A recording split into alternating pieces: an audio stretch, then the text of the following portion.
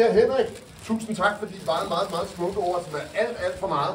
Og vi er meget rørte, vi er meget taknemmelige. Og også en lille bitte smule forvirrende.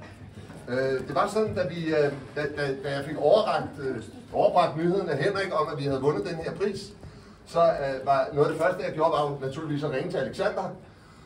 Og så sagde jeg, jamen altså, det er jo alle de her organisationer, der står bag der. Jeg begyndte at ramse op, pindsvinevennerne, Ingens Kattehjem, Kattens Værn, Dyrenes Venner. Jeg ramsede op, og så sagde han, jamen har de overhovedet hørt vores program?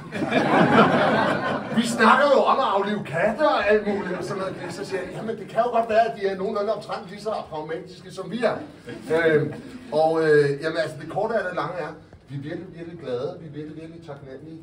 Så på holdets vegne, på mine vegne, på Alexanders og Michelles vegne og på det lille skidts vegne, tusind gange mange tak til jer. Må jeg også lige sige en lille hurtig ting? Nu er det jo sådan inden der, hvor vi er ved Radio 4, at måske I ved det, men der er også en masse andre programmer. Og der er ikke nogen af dem, der har vundet nogen priser overhovedet. Så ikke alene et prisvindende program, vi er også det eneste prisvindende program på Radio 4. Ikke fordi de andre er dårlige, men fordi at, altså...